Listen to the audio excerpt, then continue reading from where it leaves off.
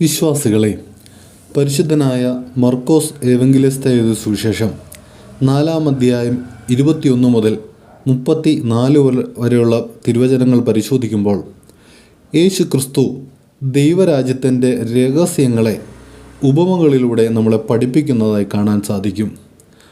വിളക്കയും വിത്തും കടുകുമണിയുമൊക്കെയായി ലളിതമായ ദൃശ്യങ്ങളിലൂടെ ദൈവത്തിൻ്റെ ആഴമുള്ള സത്യങ്ങൾ നമ്മൾക്ക് തുറന്ന് നൽകുന്നു. 3 ചിന്തകൾ ഈ വേദവാക്യത്തിലൂടെ നിങ്ങളുമായിട്ട് പങ്കുവയ്ക്കാൻ ആഗ്രഹിക്കുകയാണ്. വിളക്ക് പ്രകാശം പകരാനുള്ളതാണ്, ഒളിച്ച് വെക്കാനുള്ളതല്ല. കർത്താവ് ചോദിക്കുന്നു, വിളക്ക് കൊളുത്തി പാത്രത്തിൻ്റെ അടിയിൽ വെക്കാനാണോ? വിളക്ക് തിരിയുടെ മുകളിലല്ലേ വെക്കേണ്ടത്?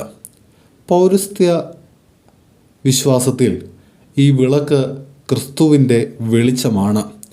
വിശുദ്ധ മാമോദീസായിൽ നമുക്ക് ലഭിച്ച വിശ്വാസത്തിൻ്റെ ജ്വാലയാണത്. സഭയിൽ നാം ക്രിസ്തുവിൻ്റെ വെളിച്ചം ഏറ്റുവാങ്ങുന്നു.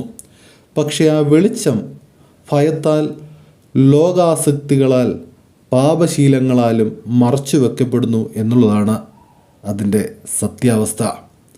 പ്രിയമുള്ളവരെ, വിശ്വാസം വ്യക്തിപരമായ രഹസ്യം മാത്രമല്ല, ജീവിതത്തിൽ തെളിയിക്കേണ്ട സാക്ഷ്യം കൂടിയാണ്.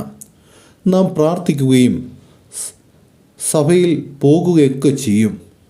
പക്ഷേ ജീവിതത്തിൽ സ്നേഹം, സത്യസന്ധത, ക്ഷമ എന്നിവ പ്രകടമാക്കാത്ത പക്ഷം നമ്മുടെ വിളക്ക് ഒളിച്ച് വെച്ചതുപോലെയാകും എന്നുള്ള യാതൊരു സംശയമില്ല. രണ്ടാമതായി, നിങ്ങൾ കേൾക്കുന്നതിൽ ജാഗ്രതയുള്ളവരാകുക, ജീവിതത്തിൽ അത് പ്രാവർത്തികമാക്കുക. കർത്താവ് വീണ്ടും പറയുന്നു, എങ്ങനെ കേൾക്കുന്നു, എന്തു ശ്രദ്ധിക്കുക. പൗരസ്ത്യ ആരാധനയിൽ വചനവായനയ്ക്ക് പ്രത്യേക പ്രാധാന്യമുണ്ട്.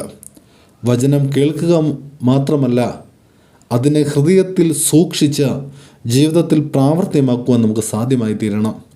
കേൾക്കുന്നവൻ അനുസരിക്കുമ്പോൾ കൂടുതൽ കൃപ ലഭിക്കും.